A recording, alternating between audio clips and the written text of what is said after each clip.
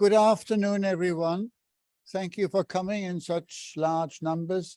I'm Hans Hendrischke. For those who don't know me, I'm from the business school and have worked with David Goodman, I think, since the 1970s.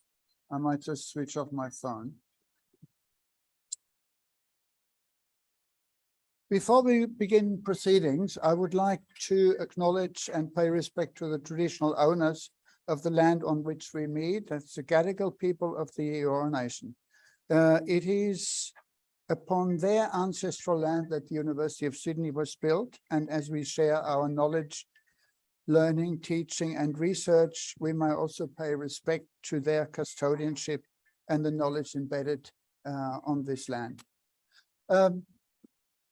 I'm welcome you on behalf of the China Studies Center, on behalf of Professor David Goodman, who could not come unfortunately today. And I'm pleased to chair this launch, the launch of Andres' new book. The title you have seen probably is Frontier Fieldwork, Building a Nation in Chinese Borderlands, 1919 to 1945. It's published with University of British Columbia Press and released in hardcover last month. The library does not have it yet, but I think they will soon catch up. If you want to get a peek preview, sneak preview, you can go to Google Scholar.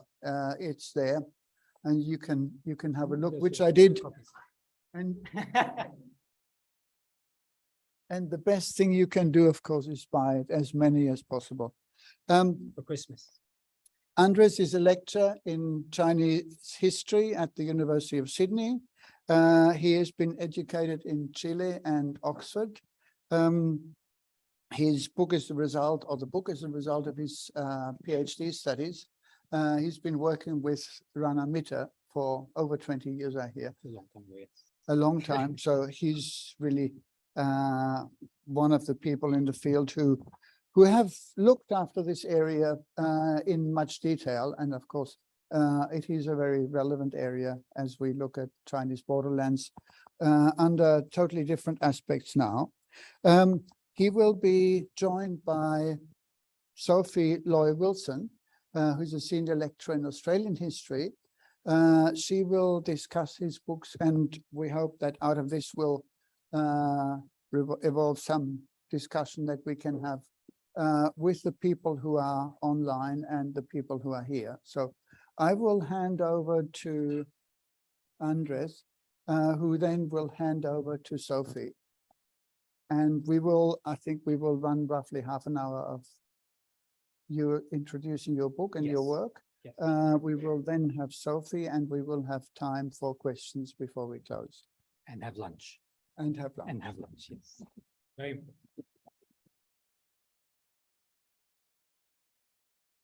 So good afternoon, everyone. Thank you very much for being here. I'm very touched by everyone coming here. It has been a long journey or a long march, as we probably say, in Chinese history. And we all know how that ended. So that's good. We all survived. I do want to thank, of course, the China Studies Center. And very sorry that David Goodman can't join us today. So I also wish him speedy recovery as well. I also want to thank the School of History and, of course, my colleagues in history, who have always been beside me, supporting me. And I'm very, very grateful for having such wonderful colleagues.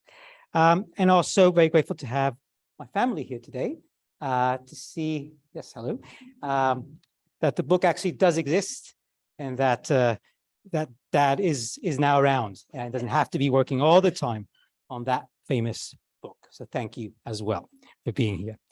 Now, as I was preparing this, and I guess because it's taken quite a while, it's made me even reflect that even the research and the book that's come out of this is a valuable relic in the way that this was research that mostly was carried out in 2007, 2008. And I'm not saying just because it was a long time ago, but because obviously the China of now is just very different from the China that when I was around there back in 2007. There's work, obviously, different days. Also, my first son was on his way, so that was a very special period as well. But I think it does raise a lot of questions about the nature of research, the nature of this particular research, which sometimes tends to be seen as very sensitive or mingan, as the Chinese say, in terms of topics that not everybody wants to openly discuss. Having said that, it's also good to remember that in 2019, we did have colleagues from China visit, Yoru Tsomu, who is at Sichuan University, just before COVID and the closing of the world. So those connections still remain. And I think it's hopeful that we can still work with people, despite all the various obstacles that have been erected in these last 2 years. I also like to share, and I know, particularly if you've been a student of mine, I'm not sure if any students are here, but if I go back 29 years to 1993, that, of course, was my first visit to mainland China as a high school student crossing the border from a British colony that was called Hong Kong. And that was my first trip to southwest China. Most people go to Beijing, Shanghai.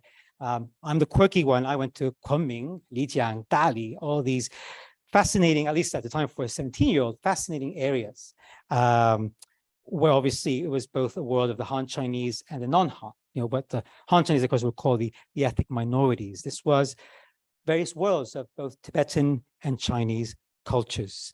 And of course, the anecdote I always tell people, which I think was the seed of where my interest really began with this book, was, of course, it was Christmas Day or around that period in December. There were also other days where I guess I was a bit more religious and I was looking for a church. And I was told, well, there actually is about 3 churches, in the small town of Zhongdian, which I found very interesting as a 17-year-old. And of course, what I found out is that there were still very old Chinese Christians who could speak English. They could barely speak English. And of course, over time, it dawned upon me that these were remnants of an earlier period of the 20th century, right? It was a period of missionary presence. It was also a period of World War II. On that same trip, I met this very old man in Kunming at a noodle shop. He started speaking to me in perfect English. What he wanted was to swap coins. If I had any coins from the country I was from, it happened I did have a 50 peso Chilean coin for some reason. So I did the swap. And essentially, this again was someone had learned English with the US soldiers on the airfields in Kunming. So it was just an example of these emerging memories in the context of the open and reform period that will begin to kind of take off and were allowed to be voiced, I guess, very easily at the time. And those memories stay with me. They still stay with me until today. And they still guide my work with this book and also my next project, which of course is about the Burma Road. So what does this book aim to do? Frontier Fieldwork, Building a Nation in China's Borderlands. Well, the first thing it aims to do is to place China's borderlands at the center of our understanding of China's 20th century and the ways that China's borders helped reimagine the Chinese nation. And I think it's also helpful to begin thinking beyond the binaries that have surrounded our understanding of modern Chinese history, which usually revolves, and I think is basically due to the influence of the Chinese Revolution, of course, binaries of the countryside and the city. Now, of course, we know that the countryside was a focus of great study in the 60s and 70s, because this was seen as a way to understand why was it that the Chinese Communist Party had been successful in 1949. It's now interesting, of course, that as we are now in the 21st century, it's the border areas that are now attracting the attention of scholars. And we're trying to understand how did these areas, seemingly peripheral, marginal, begin to shape ideas of modern Chinese identity in the cities of Beijing, Shanghai, and so forth. Just want to quickly go to my first slide, if this works. No. Maybe if I touch the screen. No. Maybe here. Next. No. And next. And next. Here we go. Okay. So just a reminder, when we talk about the border areas or the Chinese frontier, this map is very helpful to remember what a map of modern China looks like, but also what China could have looked like at the end of the rule of the Qing dynasty in 1911. right? The colors are very helpful to remind us that China, as we began the Chinese Republic in 1912, could mean many things, and it all depended on who you asked. If you would have asked an early Han Chinese revolutionary who was intent on overthrowing the Manchus, of course, he might have settled for the area in yellow. After all, this is a very strong ethnocentric understanding of China. But very quickly over the years, of course, there was an understanding in terms of this very bumpy transition from empire to nation, that what China would look like on a map was up for grabs both within China, but also within these strong border areas that had, of course, an agency of their own. So it's important that when you read this book, if you do, and I invite you to do so, that the book, of course, is framed under this very important question, as the Chinese call it, the wenti, or problem is another way, I guess, of translating it. And the frontier question, which I examined in my book between 1919 and 1945, were a series of debates over the existential dilemma of the Chinese nation state and the perceived danger of dismemberment on its borders. And I think, as just talking to Sophie about this word, dismemberment is very, I guess it's very appropriate for Halloween. It's very gory. It kind of seems to imply tearing apart of limbs.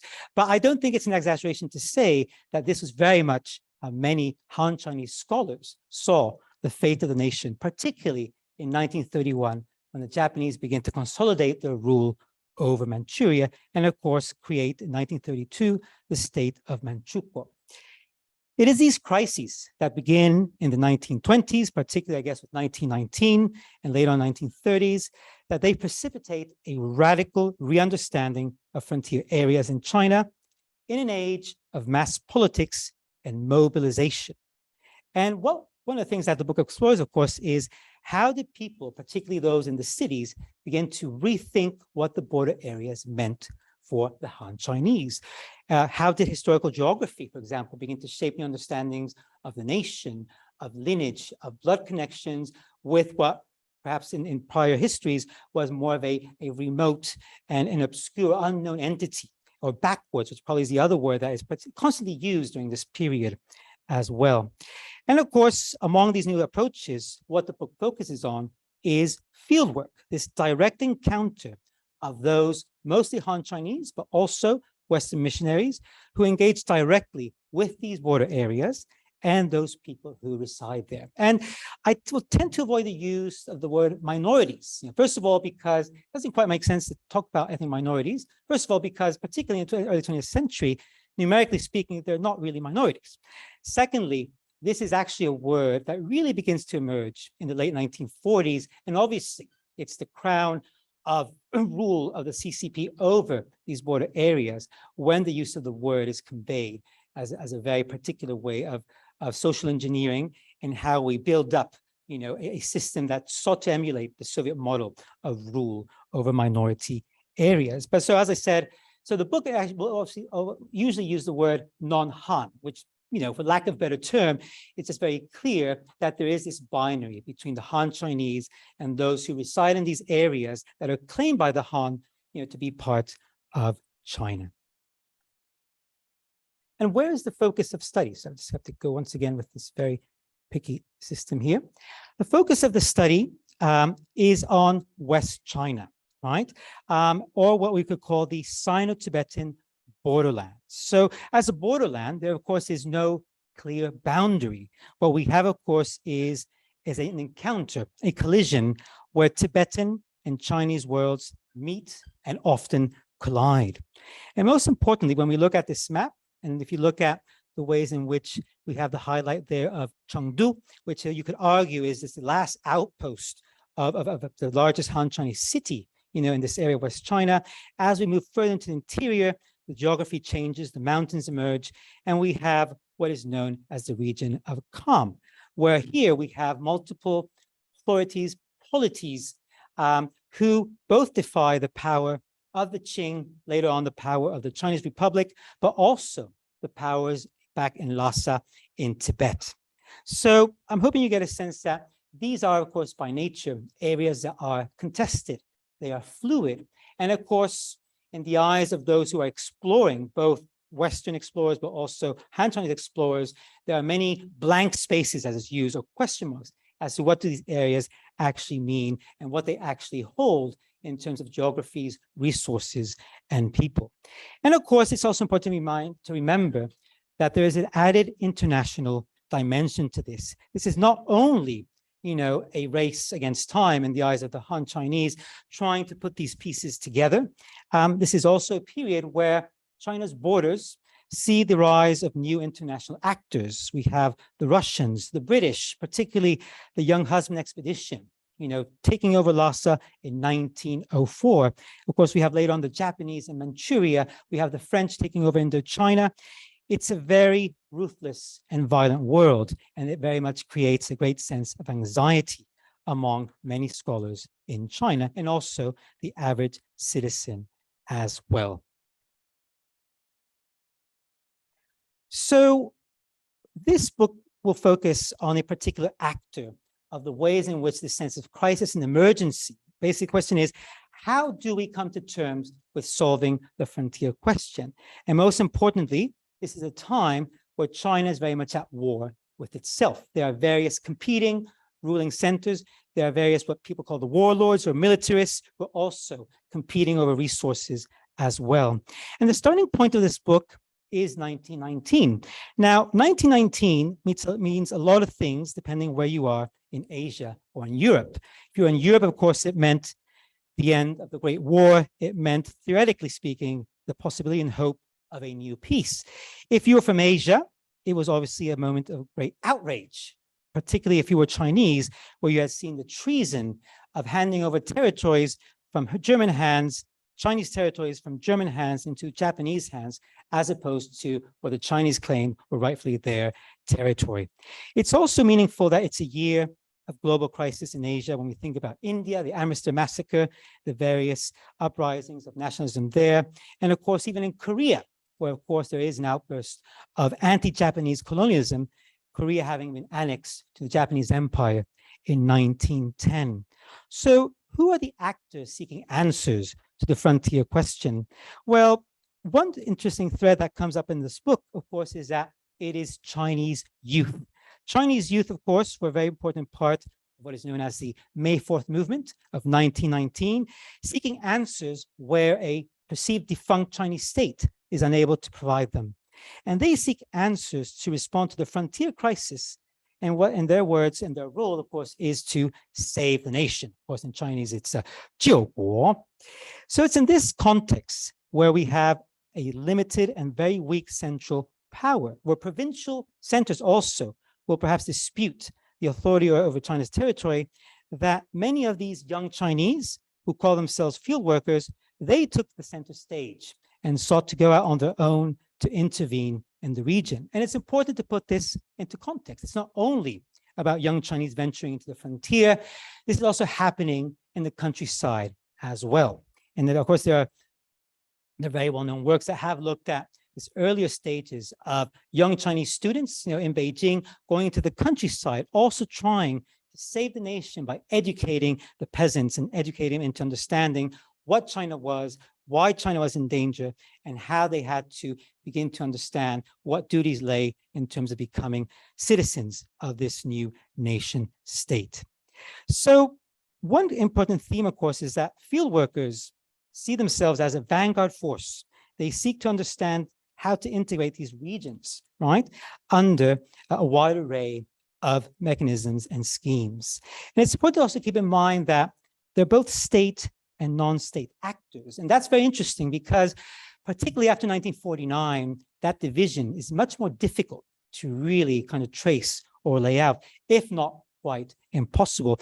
That's particularly why I probably chose the Republican period, because it's such a fluid and chaotic time. Not that I'm a big fan of chaos, as many of you probably understand or know, but it is a time where many possibilities are open, where China is engaging with the world in many interesting ways, particularly, which again is another thread that comes up in the work, with the world of Christianity and the missionaries, right? Both through those who live in the border areas, but also Western Christian institutions in terms of universities.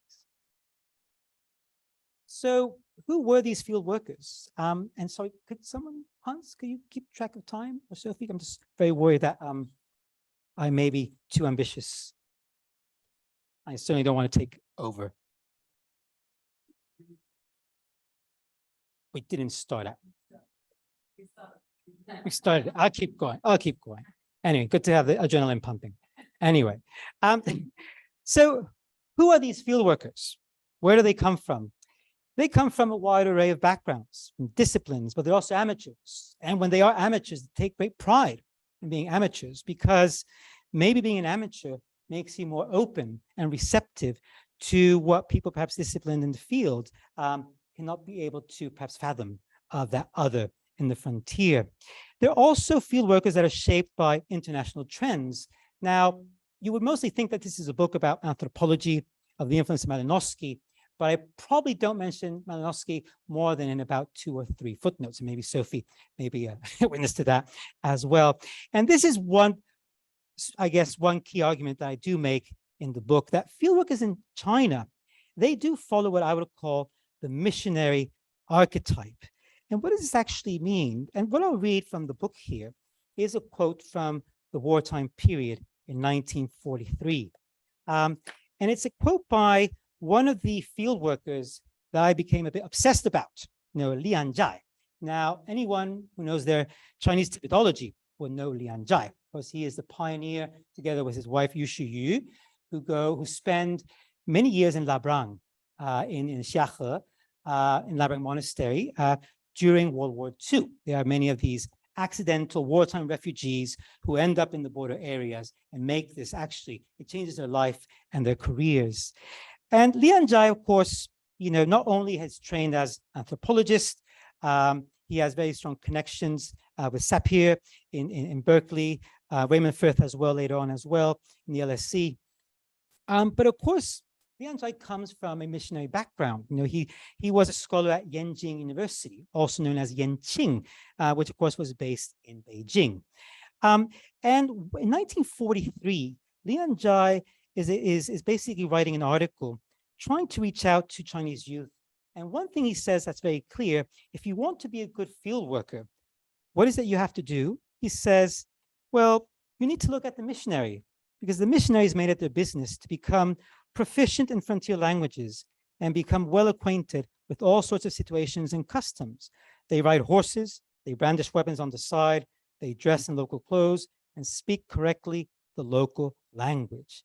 Almost sounds like an anthropologist, maybe, but really what Lian Zhai is saying here, the missionaries have always led the way. They may have different agendas, but the archetype is what we need to follow to be really successful in the field, and of course with their own agendas of intervention and transformation. And look, I'm not being particularly original, I guess, in signaling that the missionary archetype was instrumental in shaping ideas of fieldwork, but we do know that we probably underestimate missionaries at our own peril.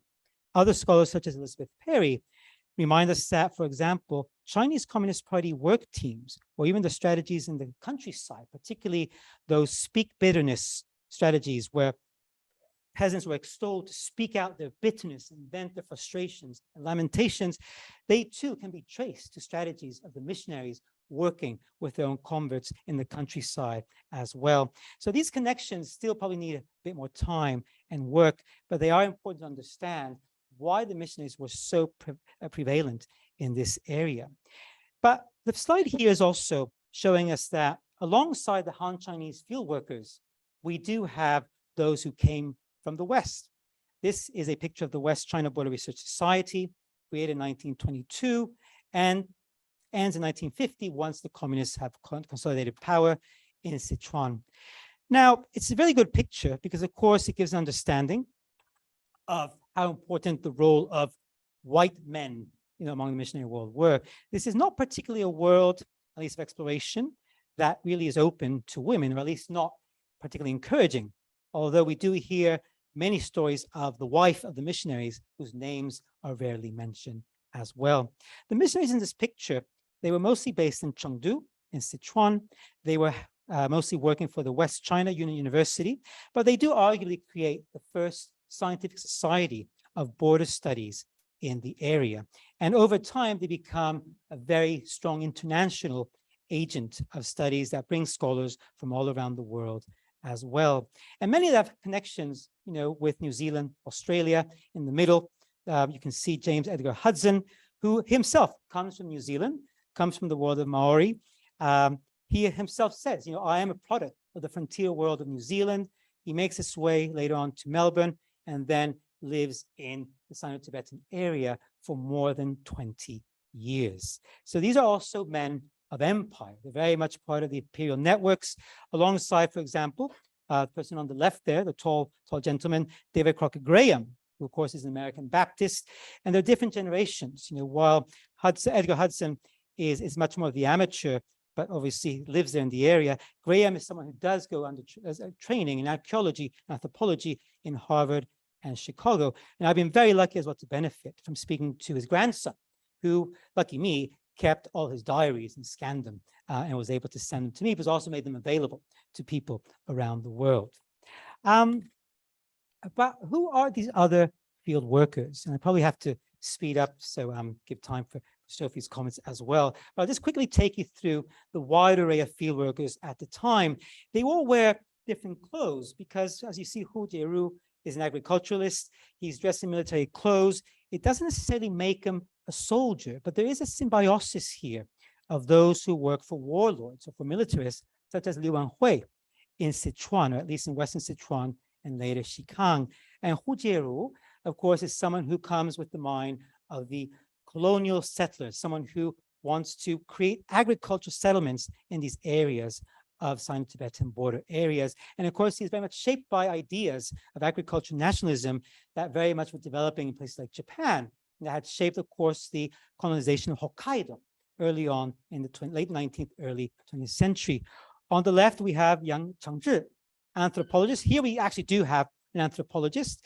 And again, this is a very good example. Here we have Yang traveling in Yunnan, working with the E people or Nosu.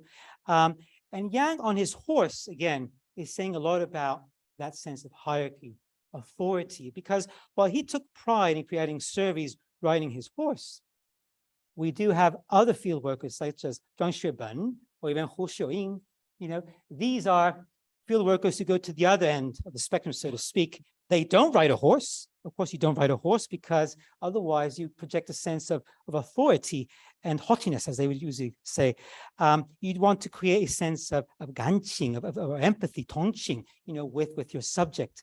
And here we have two interesting pictures. These are not pictures of the subject of study. It's the authors themselves who decided, for reasons that I've not really quite seen elaborated in writing, but they do decide to dress up with the clothing of the subjects they study as a way to, I assume, to demonstrate their sense of connection or even brotherhood or sisterhood with those societies that they are studying. It's funny that Zhang Xueben, who has actually been revisited a lot in China in the last 10 years, he's a fantastic photographer, but this picture here has been omitted from those reprints of the book that we find later, that were reprinted in 2003, 2004. Hu Xiuying is a very well-known, was a well-known botanist who basically, ended up in Hong Kong, studied in Harvard. But this picture here, which is very interesting, you actually sent it as part of her CV to apply to her PhD studentship in Harvard. So there's something to be said about how these identities were very much, I guess, they're going to share a sense of pride and joy in what they had been able to achieve. And one key thing, which I think I'll just finish up here, another key theme that comes up in the book is that of frontier passages. So this term, again, I've not invented it. It's a term from Liu Xiaoyuan's book called Frontier Passages, right? The origins of the Chinese Communist Party's ethno-politics. It's a fantastic book. And what Liu actually argues is that we can only understand the policies and attitude of the Chinese Communist Party, which reminds us is very much a Han Chinese party. And it still, I guess, remains to today. As a party, it had to reckon with the frontier, with the non-Han Chinese, element of it, as it carried out its long march, having to escape from Chiang Kai-shek in 1934. It has a very bad experience and collision with Tibetan forces as it goes through Sichuan, Xikang, later on Gansu. And of course, it also has its encounters with the Muslim world as well. So Liu Xiaoyan uses this term as a frontier passage. It's almost like a rite of passage. It's very much a moment of life where you're subject to go through these areas and it will change your life forever. Now, I argue in my book that because of this period between 1919 and 1945, conflict and war in China enabled a number of distinct frontier passages that go way beyond the particular narrative of the Chinese Communist Party's encounter. Not only does this have to do with the ways that the Kuomintang was also trying to find its way and connecting with the non-Han elites that is trying to rein in, but particularly with World War II, what we have is a great sense of displacement from those who are fleeing the Japanese occupation. And here's this map to explain this. What you see here on the right are the shaded areas of the occupation of Japan by 1942. And the major cities here, Beiping, as some of you might not know, the capital of China at the time, before the Japanese took over, was Nanjing. So Beijing became known as Beiping. But it was here where you had the major universities. In Beiping, of course, you had Beida, Peking University, Tsinghua University. You had in Tianjin, you had Nankai University, and so forth. Back down in Nanjing, of course, you would have had the Christian University, Jinlin University. All of these institutions of higher education had to flee the Japanese, and they made their ways in different directions, but ultimately relocating to cities that were very close. They were gateways to these frontier areas of China, be it Chengdu, Kunming, and of course, if you were a true revolutionary, you would make your way to Yan'an, where the communist house base was, and of course, that in itself was another type of border area as well. So, and Sophie and I were discussing is, what is our favorite chapter? And I usually hear, I had a friend who was saying, the chapter that you like is usually not the one that I like. For some reason, we kind of remain attached to our chapters. But my favorite chapter is chapter 5, service in the field. I think particularly because there's just a strong sense of emotion of trying to understand this sense of displacement of Chinese students who, in many ways, have their own long march, fleeing the Japanese. They make their way in trucks. They walk very much almost in a military fashion, wearing uniforms. They make their way to the cities. They, set up their base camp. They set up their higher institutions there again. And the border, the frontier is there, looming ahead of them. And many of them feel the call to go there, particularly over the summer, to work with these non-Han communities. And this is perhaps one of the most interesting findings for this time, particularly this notion of frontier service, or in Chinese, 边疆服务. And what is interesting is that there's a very international aspect of understanding where this comes from, which is that you go out into the field as a field worker, you carry out studies, survey, you connect with the people, but you're also there to stir up and build connections. You're out there to build schools, hospitals.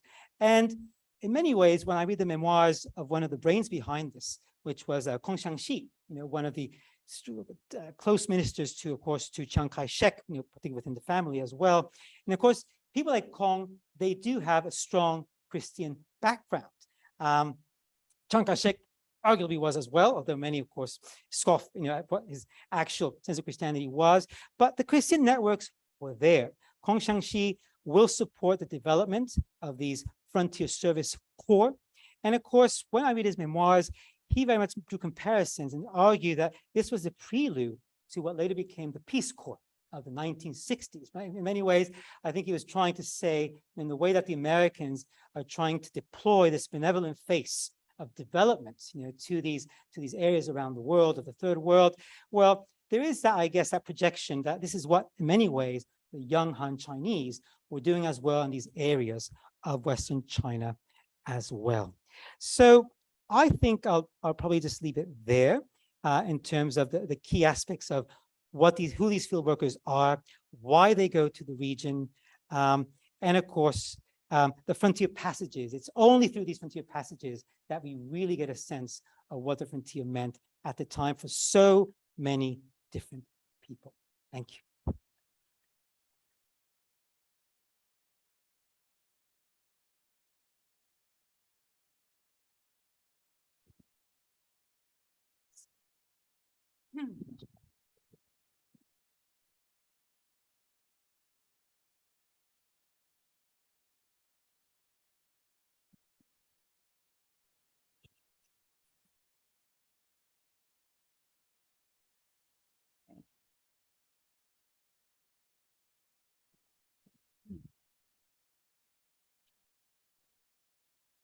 Hi, everyone. I'm so delighted and honored to be here today, to be asked by our colleague, Andres Rodriguez, to help launch Frontier Fieldwork, Building a Nation in China's Borderlands, 1919 to 45. This very, very beautiful text, which I'm lucky to have a copy of.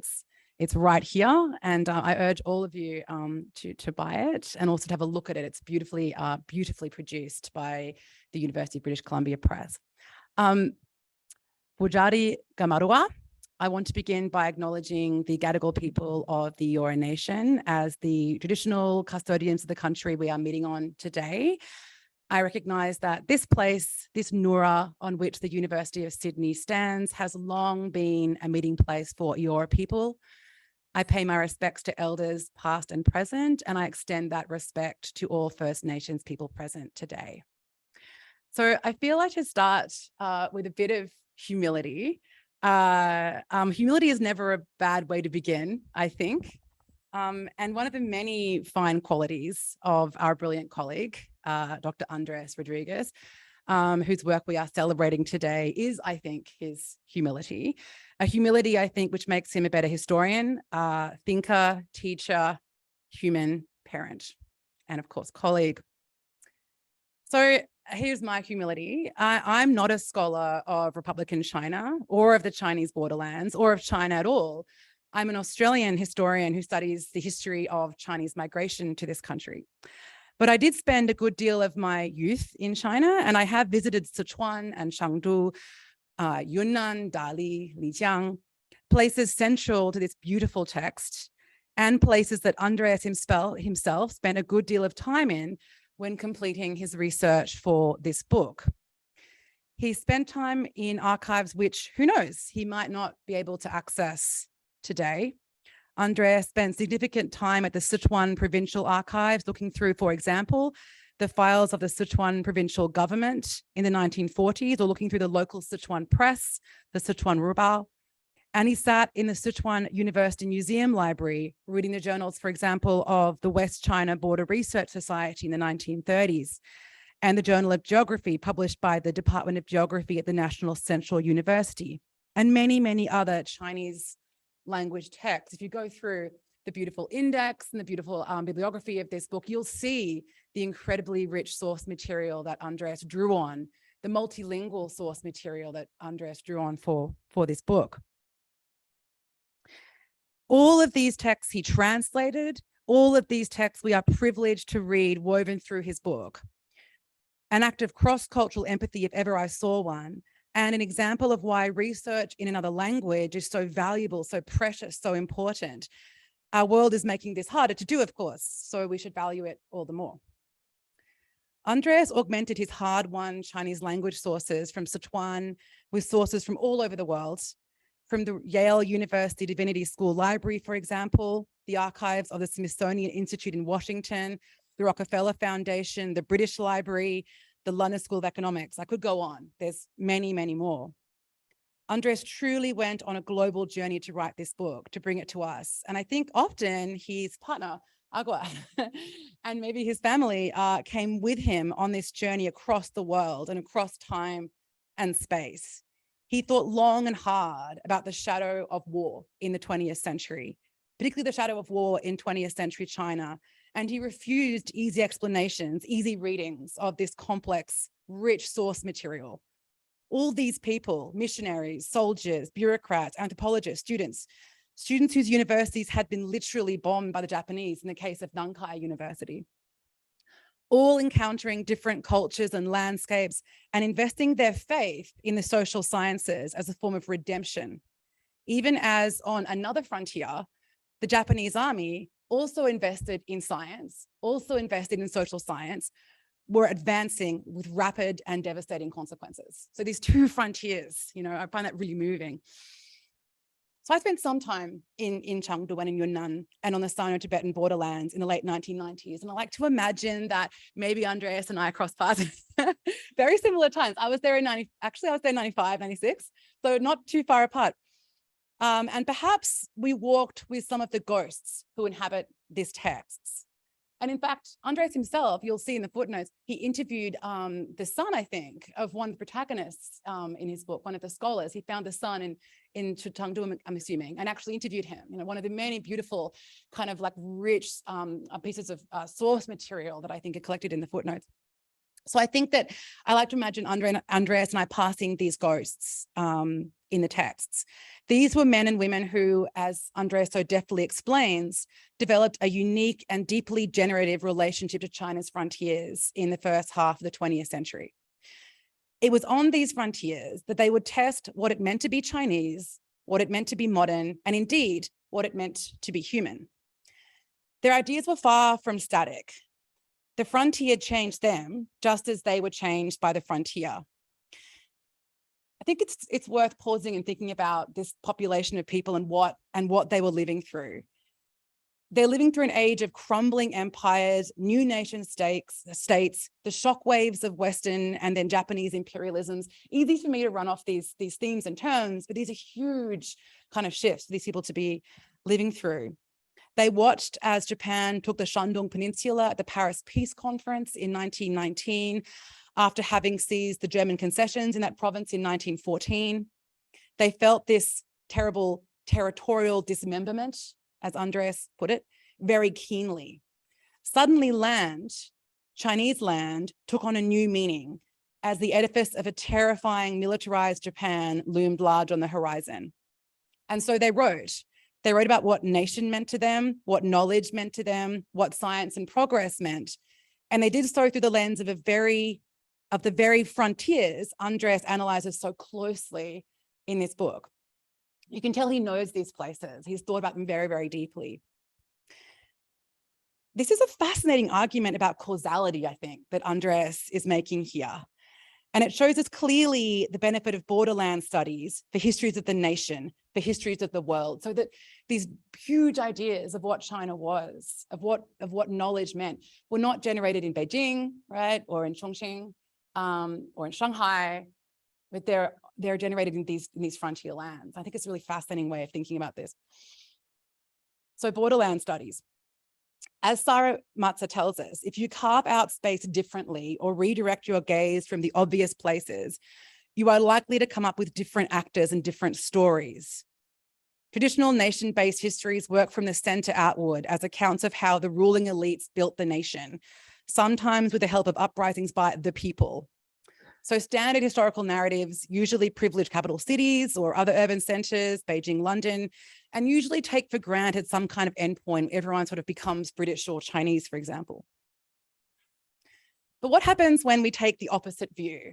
That identities are constructed not at the center, but on the periphery, that only in remote regions where one people encounter another does it become important to define who you are and why. Such is the impetus behind Borderlands history, and it is a field that Andreas has contributed to in no small way, I think, in frontier fieldwork. One of the great images of Andreas's book, and one of the great contexts he maps so carefully for us, is the mental anxiety produced by Japanese encroachment on China. The sense that to preserve the nation, Chinese intellectuals and students and scholars and bureaucrats had to know its furthest reaches, had to intimately understand its margins. So this is scholarship under total war, under air raids, modernity and science shaped by upheaval. And what this reveals to us about the study of science and social science from the Republican era to the PRC, that this was mediated by Japan's war. This is the causality, I think, that's really important here. It's trans-war history, it's Borderlands history, but it also touches, I think, on broader fields. History of technology, history of science, knowledge after desolation, what is owed to the life of the mind. So let's look at, in particular, at some of the ways that Andreas maps this region for us. So the region he's speaking about, which I know some of you here today know very, very well, this is a deeply complex area. And I think it's great that Andreas provides really amazing maps in this book. So you really get a sense of these places, of the landscape. He provides beautiful maps. He writes of these places always with an eye to Indigenous claims to these areas. The region of Kham, for example, resisting both Tibetan and Chinese incursions, or Norsul people located between South Sichuan and Yunnan in the mountain ranges known as Liangshan, where constant warfare took place, he tells us, between Han settlers and Norsul inhabitants. Westerners even call this area independent Lololand. Is that correct? So he never buys into national readings or simplistic readings of this borderland area, which I think is the mark of a really subtle scholar, trying to convey this area to us without simplifying it or flattening it for us or being neo-colonial in any way. And there's lessons for Australian historians, I think in this. So this area was dense with intra-colonial dynamics, Han, Tibetan, Kham, and Norsul, and many others, playing out in deep valleys and high mountains, dramatic landscape on the Tibetan-Chinese border, largely in the provinces of Sichuan and Yunnan, China's southernmost provinces. So Yunnan borders, for example, places like Vietnam, Myanmar, and Laos. And it is this region that Andreas chooses to anchor his narrative. So as an Australian historian, one of the aspects of this kind of encounter with this area, the encounters that Andreas maps that I found really startling, was the use of empathy as a powerful organizing principle in Andreas's book. We are still in this country in Australia only beginning to confront the sheer brutality of our own frontier wars. We are a country which spends more money on remembering World War I than all other allied countries put together. True. And yet the frontier wars are not yet celebrated in our extremely well-funded war memorial, one of the great debates in this country. So the notion of knowledge making and empathy on the frontier, for me, from an outsider studying Indigenous people, was startling to me. But Andreas makes a really powerful point about all this. So I just want to just read you a little bit of what he says in the introduction. Just quote from him a little bit if you don't mind. He says, the frontier question, bianzhang wenqi, which would haunt Chinese politics for most of the early 20th century, could be met only by engaging with the frontier and its inhabitants directly. It was time for scholars and their enthusiasts to leap from their armchairs and take to the field. Whereas governments in other nations extended their authority using railways or military power, policymakers in China over time would recognize the limitations of central power and claim that the key to nation building on the frontier lay in being in the field. By proposing a new approach to the understanding and transformation of China's frontiers, proponents of fieldwork redefined the meaning of the nation. Those working in the field saw themselves as a vanguard force, building a new relationship with China's disparate multi-ethnic populations through a scientific approach grounded in both method and empathy, vis-a-vis its object of study. Choosing to deploy scholars rather than soldiers, they saw China's frontier as a different sort of battlefield, foreshadowing the policies of social development and intervention that would be pursued decades later during the Cold War. So I think you can see here the ways in which Andreas refuses kind of simple temporality here. He's constantly showing the ways in which neat transitions between, say, the interwar period, the Republican period, the communist period, the Cold War don't work here. He shows the ways in which the long shadow of missionary work shapes this knowledge, but also the ways in which what we see in this moment is really a foreshadowing of later kind of themes in Chinese and indeed global history around the deployment of knowledge for power. All right. Indeed, this notion, the twin notions of power and empathy in such an unlikely context, the imposition of social science upon the lives of minority peoples in the Sino-Tibetan borderlands, runs through some of the remarkable source material in this book, and it's really remarkable. Andreas is never uncritical of this phenomenon, always careful to pass the power dynamics at play, the ways in which frontier workers ultimately saw what they wanted to see, ultimately served their own intellectual ends and not those of their Indigenous subjects.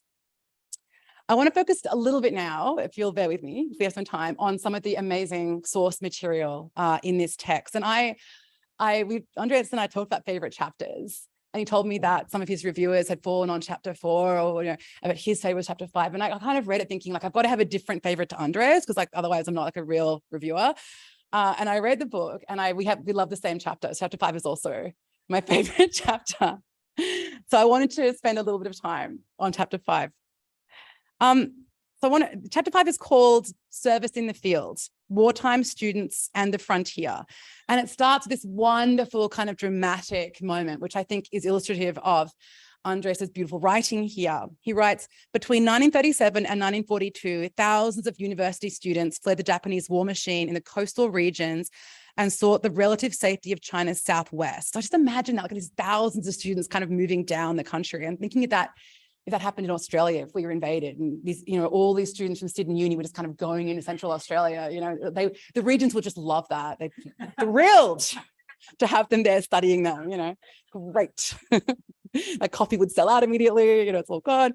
So to me, this is a really kind of amazing way for Andres to start this with this kind of population that I, as an outsider, knowing a little bit about Japanese imperialism in China, I hadn't thought of this consequence, this causality of the war, of these students kind of having to abandon their studies and fleeing. In the case of Nankai, their university is literally bombed, right?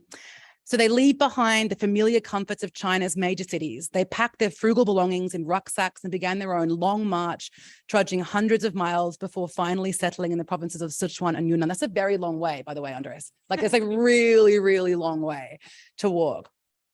So then in journals and photographs, this is also Andres's writing, they recorded their impressions of the new wartime landscape and cultures, which became an indelible part of their wartime experience. Fieldwork in China's border areas, along with the culture of discipline that was instilled in the student volunteers themselves, fostered a new understanding of both the self and of the nation.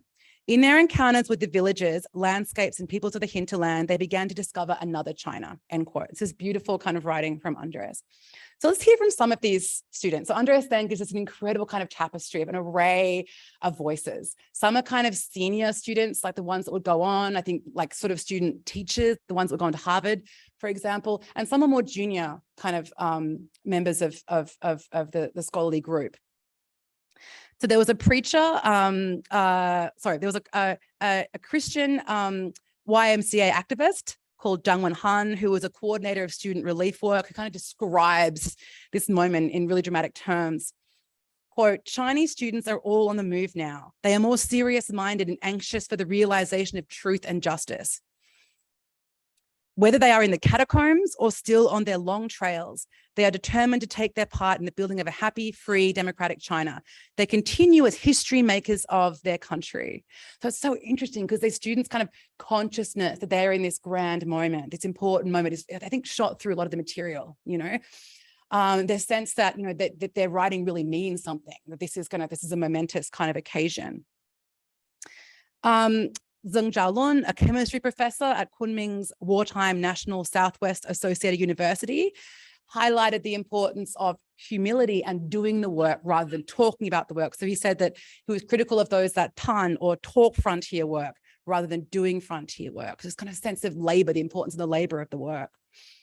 Zhang Yijin, a preacher from Nanjing Theological Seminary College, wrote a book called West China Youth Walk to the Frontier, and he wrote a poem as part of this text. He said, sweating profusely, walking along, holding a stick in one's hand, short clothes and humid dress accompanied by 79 carefully chosen student youth and 10 scholars, walking towards the frontier step by step. So Andres points out this is a really interesting kind of notion, walking as humility, walking as kind of creating knowledge here. Yeah. So, oh my goodness, that you showed it. Okay, so here we have the cover of that book. Okay, excellent. All right. And finally, towards the end of the wartime period, one of the Jinling students, Zhang Bohui, recalled that with great joy, that after all this student work, after all these frontier studies, now in the big cities like Shanghai and Nanjing, the folk songs from the Borderlands were being performed. So this was for this student kind of proof of the kind of moral success of the work and the connections they wanted to draw. And it's wonderfully illustrative, I think, of the deep ambiguities of this frontier fieldwork studies that Andres draws out so well. So Andres says at the end, quoting David Farre, they went to the people, but did they hear them? And Andres says, some indeed did listen, but most chose to focus instead on following their own dreams and visions for a nation in crisis. And again, I think that speaks a lot to the archive of missionary anthropology work that is done in Australia as well, and how we engage that archive. So as I hope I've made clear, this is a book that deserves a far wider readership than specialists in the field. This is a book that gets to the heart of the contradictions of the 20th century, to human investments in the emancipatory power of science and study and learning, to the partnering between these hopeful projects with war and colonialism, to the effects of World War II on Chinese youth, to the generative ideas of applied learning, to what it means to be human in time of intense dislocation and upheaval. These are all themes that have their powerful resonances in the country we all live in here, a place in which frontier studies is at the heart of this nation's wounds and shame, but also perhaps with time, maybe it's salvation. So thank you, Andres, for drawing me into this fascinating material, and I declare Frontier Fieldwork launched.